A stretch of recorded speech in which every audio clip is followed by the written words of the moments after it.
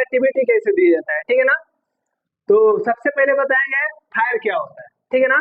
Fire का दो definition होता है। पहला डिफिनेशन बताया, fire is a rapid combustion material resulting release heat light and flame. मतलब एक ज्वलनशील पदार्थ होता है जिसको जलने पर क्या निकलता है, हीट निकलता है, मतलब उष्मा निकलता है, लाइट मतलब रोशनी निकलता है, और फ्लेम मतलब ज्वाला निकलता है। उसे हम क्या कहते हैं, फायर कहते हैं, मैंने आग कहते हैं, ठीक है ना। तो सर का एक और डिफरेंस होता है, fire is a chemical chain reaction between heat oxygen और फ्यूल, ठीक है ना। जो रिलीज करता है क्या, heat light and flame release करता है, उसे हम क्या कहते हैं, आग कहते हैं, ठीक है ना। किसी भी मटेरियल में आग लगने के लिए 16% या उससे अधिक ऑक्सीजन की जरूरत होती है, ठीक है ना। कोई भी मटेरियल हो, कोई भी ठोस हो, चाहे लिक्विड हो, चाहे गैस हो, चाहे मेटल हो, उसमें आग लगने के लिए 16% या उससे अधिक ऑक्सीजन मिलेगा तो उसमें आग लग सकता है, ठीक है ना।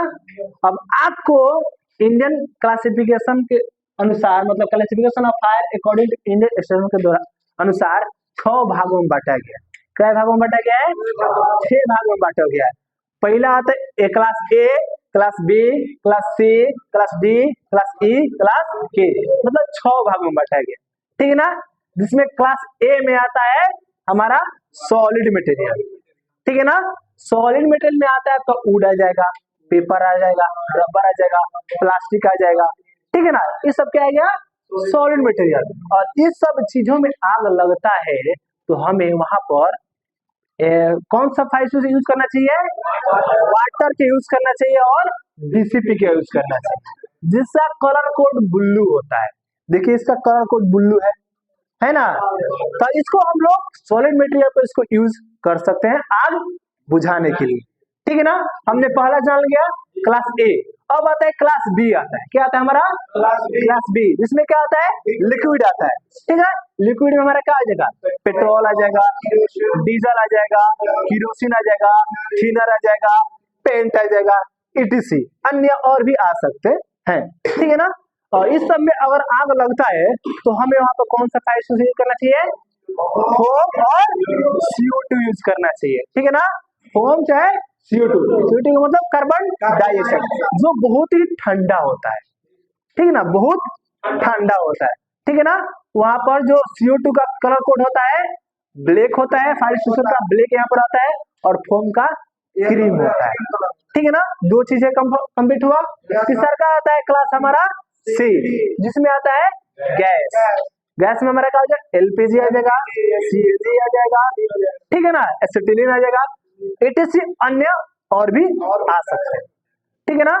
और इस सब चीजों में आग लगता है तो हमें वहां पर कौन सा गैस यूज करना चाहिए, डीसीपी और CO2 यूज करना चाहिए। समझ में आया, डीसीपी और CO2 यूज करना चाहिए। कलर कोड तो आप लोगों को बता दिया, डीसीपी का ब्लू होता है और CO2 का ब्लैक होता है, ठीक है ना। चौथा हमारा आता है क्लास डी, जो मेटल आता है। मेटल में क्या आ जाएगा हमारा, मैग्नीशियम आ जाएगा, पोटेशियम आ जाएगा, ठीक है ना, कॉपर आ जाएगा, सिल्वर आ जाएगा, ठीक है ना, गोल्ड भी। जिस सब में अगर आग लगता है तो हमें वहां पर कौन सा फायर यूज करना चाहिए, डीसीपी या तो CO2 यूज करना चाहिए, ठीक है ना, जिसको हम आग को आसानी से बुझा सकते हैं, ठीक है ना। और हमारा नेक्स्ट पांचवा आता है क्लास ए, इलेक्ट्रिकल, जिसमें शामिल होता है, ठीक है ना। इलेक्ट्रिकल में आता है शॉर्ट सर्किट आ जाएगा, सर्किट ब्रेकर आ जाएगा, ठीक है ना। इसी अन्यथा कोई भी इलेक्ट्रिकल वायर विद्युत चलते वायरिंग में आग लगता है तो हमें वहां पर क्या कौन सा एक्सरसाइज करना चाहिए, CO2 और डीसीपी यूज करना चाहिए, जिसमें हम आसानी से आग को काबू कर सकते हैं। नहीं तो इन्हें कि इलेक्ट्रिकल में आग लग गया हमारा, आग लगा है तो हम उसे पानी यूज कर रहे हैं, ठीक है ना। पानी यूज करेंगे तो क्या होगा, वो फैलेगा, जिसे हम भी उसके चपेट में आ सकते हैं।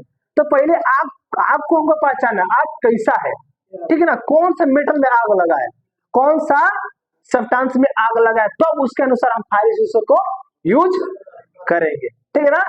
लास्ट आता है हमारा क्लास के, जो किचन फायर होता है, ठीक है ना।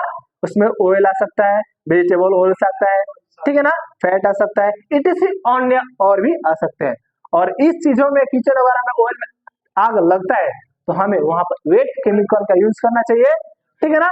जो वेट केमिकल फायर एक्सटिंग्विशर आता है उसे यूज करना चाहिए, जिसका कलर कोड यहाँ पर रहेगा येलो, क्या होता है, येलो होता है, ठीक है ना। चाहे फायर ब्लैंकेट का यूज करके हम आग को बुझा सकते हैं, ठीक है ना। तो पहले आग को, पहले किसी चीज में आग लगाने से पहले आग को पहचाने कौन सा सब्सटेंस में आग लगा है, उसके अनुसार हम लोग क्या करते हैं, उसी के अकॉर्डिंग फायर एक्सटिंग्विशर यूज करना चाहिए, तब हम आग पर काबू पा सकते हैं। अन्यथा अगर लगा इलेक्ट्रिक में, वहां पर पानी का यूज कर लिए, ठीक है ना, ठीक, चाहे लगा है गैस में तो हम पानी का यूज कर रहे हैं, तो आग और फैलता है और हम लोग को नुकसान पहुंचा सकता है, ठीक है ना। That's all, thank you. बस बहुत अच्छी समझिएगा, ऐसे तो